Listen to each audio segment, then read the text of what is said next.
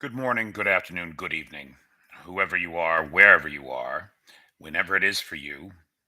I'm Peter Alexievich, and today for me is August the 24th. Happy Independence Day, Ukraine. And on this Independence Day, the news is that Yevgeny Prigozhin is dead, along with Dmitry Utkin, call sign Wagner, after whom the Wagner Group is named.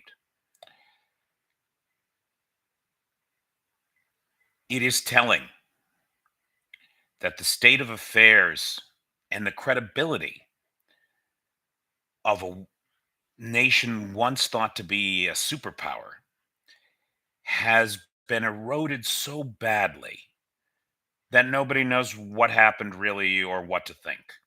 And there's quite a lot of speculation out there. And it's pointless because we may never know. We may never know. What we do know is that this house of cards built on blood and murder and theft that is the Russian state must come to an end. And we don't have to do anything about it. We really don't. The Ukrainians are handling it on their end, and the Russians are doing just fine tearing themselves apart. And here's another example. This man is a cornerstone of the kleptocracy. His gold mines in the Central African Republic took out 45 tons last year, $2 billion worth of gold. They handed him a forest in exchange for security guarantees that he could timber. This strong man of Africa, who has brought violence to the continent in Mozambique, Zaire, Libya, Mali, Burkina Faso, Niger, the list goes on, Libya, Sudan. It's obscene, not to mention the nightmare of Bakhmut. How he survived his coup attempt, well, of course, he may not have, right? Finally. But I do think it is telling that the credibility of the Russian nation, if one can call it that, is so low that nobody really knows what happened. Nobody can believe a thing that the Russians are saying. Maybe Prigozhin is in Africa. Maybe he's going to disappear into the jungle and this is to cover it up. Maybe it was the Air Force that shot him down because they were mad about the insurrection and all the pilots and Air Force personnel that were killed that day. Maybe it was the Ukrainians who managed to get a man pad into it. It doesn't matter.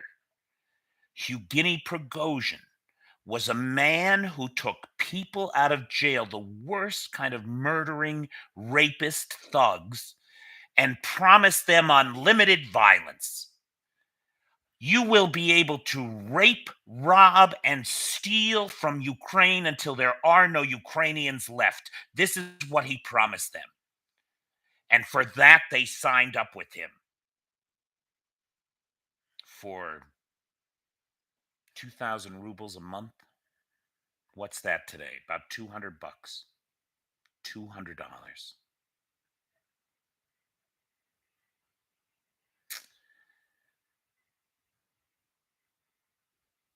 The violent, pathological life of these criminals who pretend to be state actors. They cosplay as diplomats and leaders. They're not. And there's one less to deal with today. Well, several less, right? All the top brass of Wagner was on that plane. Which that makes you wonder about the story, doesn't it? I mean, what were they thinking? Who would do that in their positions? They get on a plane with all of them? Doesn't make any sense. So the whole thing stinks to high heaven. And it doesn't matter what any of us believe. We know that internet service has been cut off to the Wagner camp in Belarus. So apparently, Lukashenko is concerned about what his people out there might think. No internet service at the Wagner camp in Belarus says that Lukashenko is worried about how they're going to respond to this news. And he should be.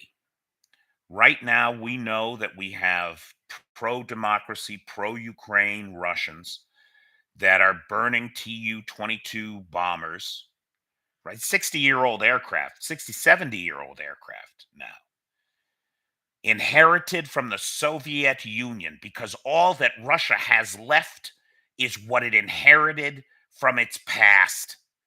Putin has wrecked it all. He's stolen everything for himself and left nothing for the people.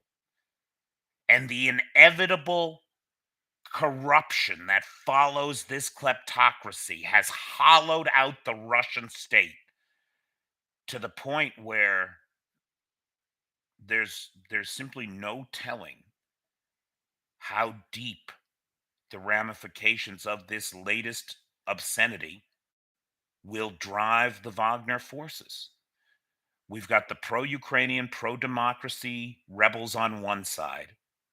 Now, Putin could well be facing a far right military, war obsessed, insane warrior caste kind of mentality from the very farthest right fringes of the movement he created.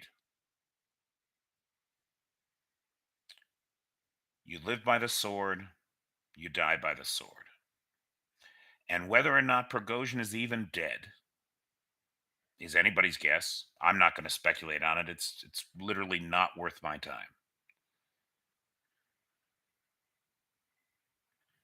But one thing is for certain. Somebody's going to come after Putin for this. Anybody that believes this to be the truth, anybody that thinks that this is true, who was committed to Prigozhin, is going to put Putin in their sights. And with Putin is the Russian state. He has made himself that, which means that all of Russia will suffer when that check gets cashed. You live by the sword, you die by the sword. This is why we have institutions in democracy. This is why we have succession plans, so that we don't have to face these power vacuums and this insanity, the sheer insanity of what the kleptocracy of Russia has become. So, just a few thoughts on that today, my friends. Thanks so much. Make it a great day.